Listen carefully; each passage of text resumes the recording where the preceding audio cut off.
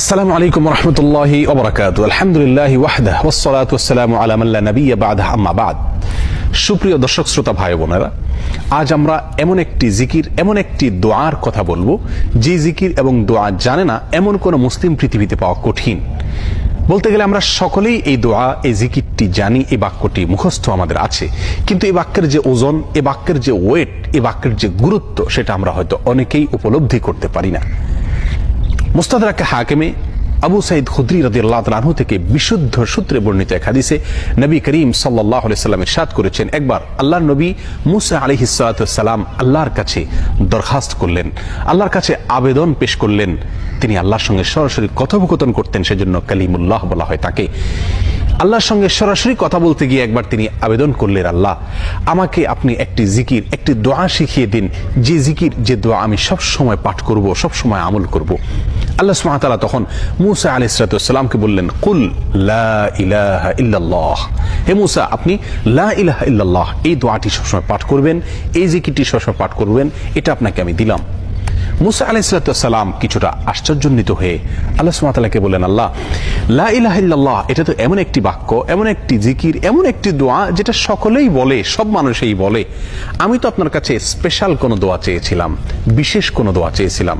আল্লাহ সুবহানাহু ওয়া তাআলা তখন মুসা আলাইহিস সালাতু ওয়াস সালামকে বললেন, হে মুসা, যদি সপ্ত আসমান, সপ্ত জমিন এবং এই দুইয়ের মধ্যে যা কিছু আছে সব কিছুকে, আল্লাহর অস্তিত্ব ছাড়া বাকি সবকিছুকে যদি একটি পাল্লায় রাখা হয়, একটি হাতে রাখা হয়, আর লা ইলাহা ইল্লাল্লাহ এই বাক্যকে যদি অপর হাতে, অপর পাল্লায় রাখা হয়, তাহলে লা ইলাহা ইল্লাল্লাহর পাল্লা ভারী হবে।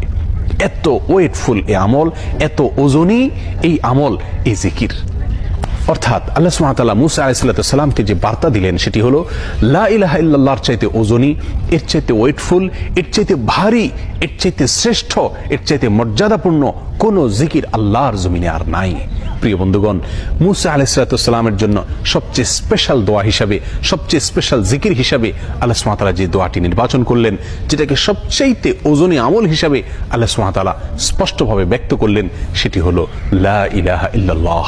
অথচ এই লা ইলাহা ইল্লাল্লাহ এটাকে আমরা খুব সাধারণ একটি জিকির মনে করি, খুব সাধারণ একটি দোয়া মনে করি, আমরা বিশেষ আমল খুঁজে বেড়াই। অথচ এর চাইতে বিশেষ, এর চাইতে স্পেশাল কোনো আমল আল্লাহর জমিনে আর হতে পারে না। জিকিরের মধ্যে যত জিকির আছে, যত দোয়া আছে, যত আমল আছে, সমস্ত জিকিরের ভিতরে সবচেয়ে শ্রেষ্ঠ, সবচেয়ে ওজনী আমল, সবচেয়ে ওজনী জিকির হলো এই লা ইলাহা ইল্লাল্লাহর জিকির। মিজানের পাল্লায় কিয়ামতের দিন যখন আমার নেকামল মাপা হবে, তখন আমার নেকামলে শুধুমাত্র লা ইলাহা ইল্লাল্লাহ এর আধিক্য যদি থাকে, তাহলে ইনশাআল্লাহ আমার নেকামলে পাল্লা অনেক বেশি ভারী হবে। আসুন, চলতে ফিরতে, উঠতে বসতে, অবসরে, কাজের ফাঁকে সব সময় মুখ থেকে, অন্তরের গভীর থেকে লা ইলাহা ইল্লাল্লাহ উচ্চারণ করতে থাকি। অন্তর পরিষ্কার হয়ে যাবে, অন্তরের ময়লা দূর হবে, অন্তরের পেরেশানি দূর হবে, অন্তরে আল্লাহ সুবহানাহু ওয়া তাআলার প্রতি আস্থা বাড়তে থাকবে, ঈমান বাড়তে থাকবে। এবং লা ইলাহা ইল্লাল্লাহ এই জিকির আমরা যত বেশি করব, তত বেশি সৃষ্টি জগতের অন্য সবকিছু আমাদের কাছে তুচ্ছ মনে হতে থাকবে, সবকিছুর হারানোর কষ্ট আমরা ভুলতে থাকবো। আল্লাহ সুবহানাহু ওয়া তাআলার কাছে আমরা খুব বেশি নৈকট্য অর্জন করতে পারবো।